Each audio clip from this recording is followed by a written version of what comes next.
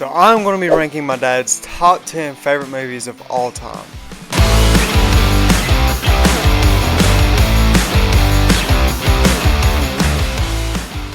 My name is Hayden Baker and welcome back to Hayden Cinema, and if you're new here, make sure you hit that subscribe button, hit that like button if you like this video. I just made a video of me ranking my girlfriend's top 10 favorite movies of all time, and I really enjoyed doing that video. Hope you guys are enjoying that video as well. It's already posted and up there. I decided I'm going to make this kind of a series where I'm going to rank my girlfriend's, my dad's, co-workers, friends, everyone that's not me. I want to rank their top 10. I would imagine that there are going to be some that I've never seen, so it'd be a good way to watch maybe some hidden gems or something like that, because we all have different opinions, we all have different favorites. Also, this is just something that I find entertaining and that I haven't seen many other people do. Also, like many of us out there, our parents or guardians show us the movies that we know and love today, and my father is definitely the influence on me for my love of movies. His top 10 here is there's a few of them that are in my top 10 as well.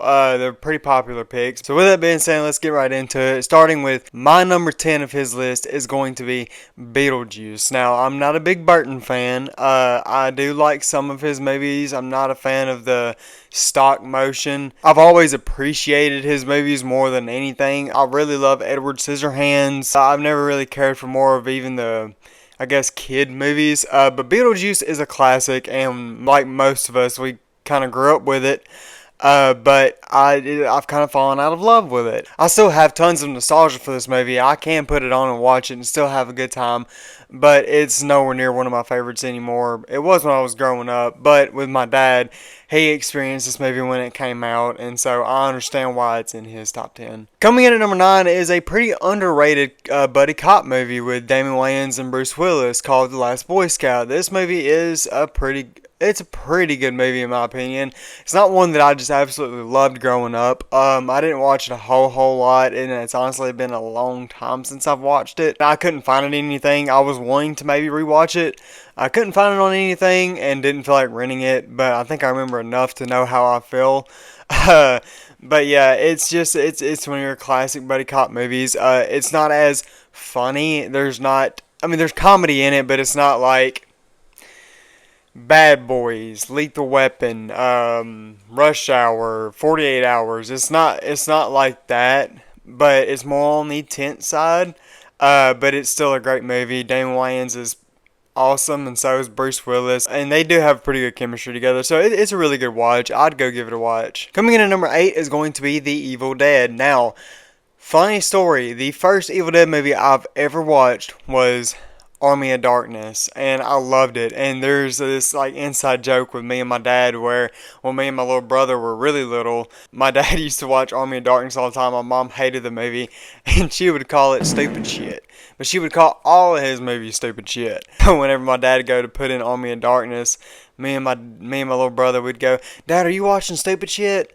And because that's what we thought the movie was called. But he'd always tell me about this movie, and we finally watched it together when I was younger, and I didn't like it, but I was really little. But since then, I have watched it a few times, and I have grown a lot of appreciation for this movie. I actually do like the movie a lot. It's not my favorite of the franchise, but it is a really good one. It's a really good horror movie. There's some good slapstick comedy in there, but it's more horror than slapstick. I like the behind the scenes story of how the movie got made. It's one of the most inspiring tales in Hollywood that I've ever heard in my life. Coming in at number 7 is going to be Jaws. Bruce the Shark, I think that's what they call him. This movie is a classic through and through. Spielberg is a genius, and I absolutely love this movie. Everyone loves this movie if you've watched it. The shark, they don't even show. It's great. The opening scene is like one of the more tense openings I've ever seen in my life. The fact that this movie is PG still, how it's not gotten a different rating.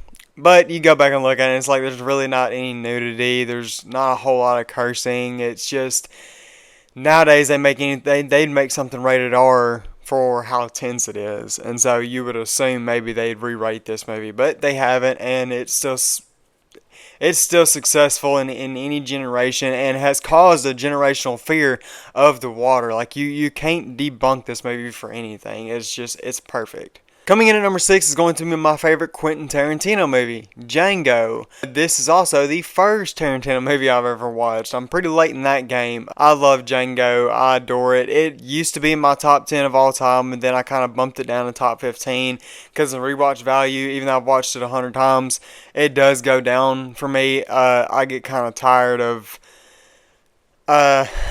I get almost like a Tarantino dialogue fatigue, if you know what I mean. It gets kind of annoying hearing it constantly. But sometimes you can't even help it, how entertaining his movies are and how great his stories are. But this movie is my favorite Tarantino film. Jamie Foxx, it's his best performance I've ever seen. It's DiCaprio's best performance. It's Tarantino's best writing, in my opinion. So I really love this movie, but the ones above it just slightly beat it out. Coming in at number 5 is going to be my favorite Arnold Schwarzenegger movie, and that is The Predator. The Predator, I have a review out for it now, and I just watched it for the first time. I have all those movies on Blu-ray now.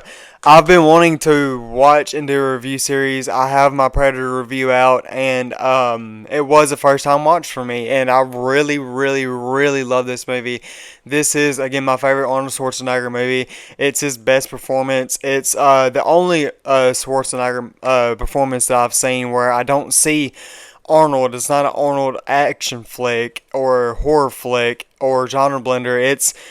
I see Dutch fighting his ass off to save this group of men that he has fought beside this entire movie and went through hell.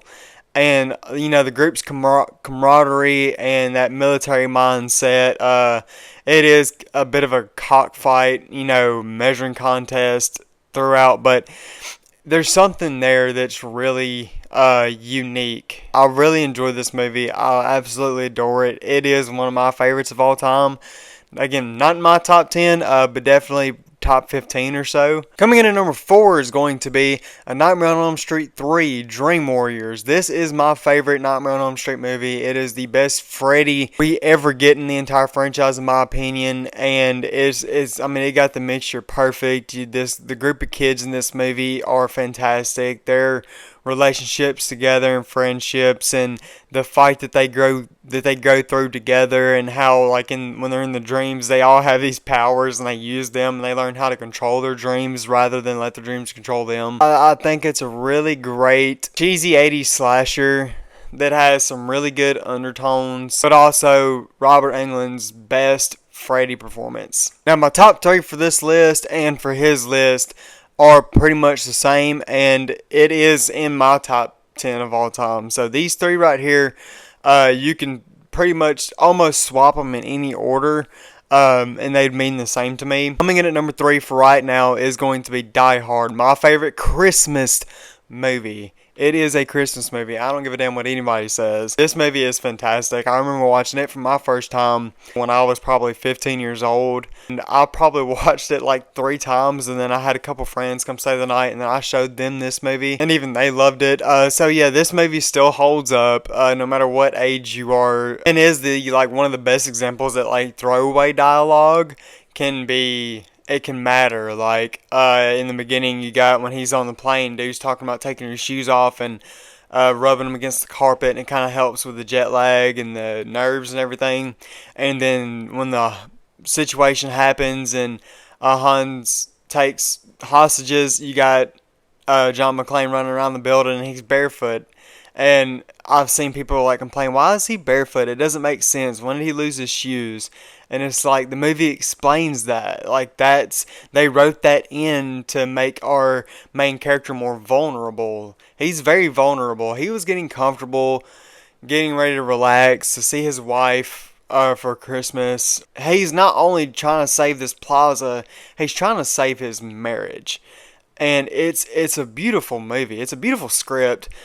Like I said, some of the best writing. There's not a piece of throwaway dialogue, because what you would consider throwaway comes back full circle, makes complete sense, and completely changed what the idea for an action hero is when we had Schwarzenegger and Stallone. Then we had Bruce Willis come in, who wasn't that big, bulky, oily guy.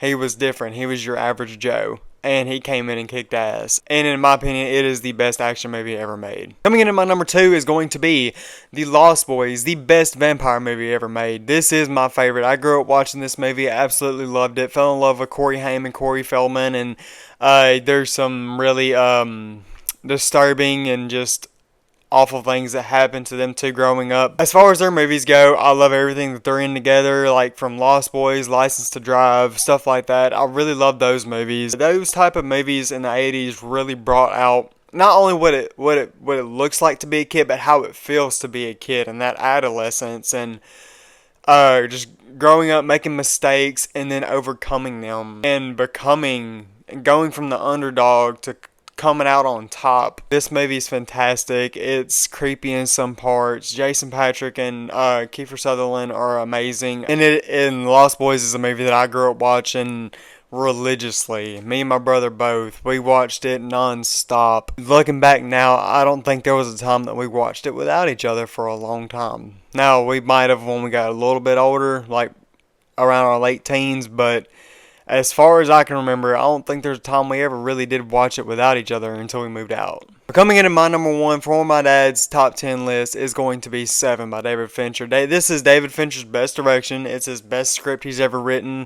This is Brad Pitt's best performance. This is my second favorite Morgan Freeman performance next to Wanted. This movie is fantastic. It has the best ending to any...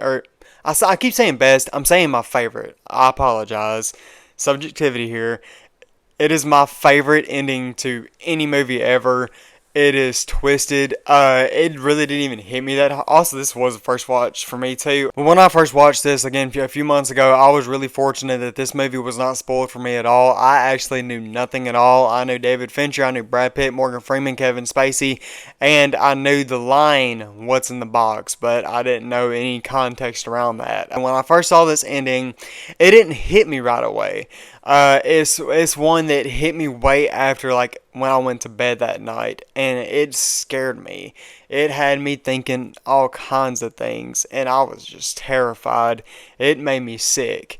And also realizing who actually won that situation, Kevin Spacey's performance, playing John Doe and the grotesque crimes that he commits from with all the 7 deadly sins. It's a fantastic movie. It is one of the perfect movies I've ever seen in my life.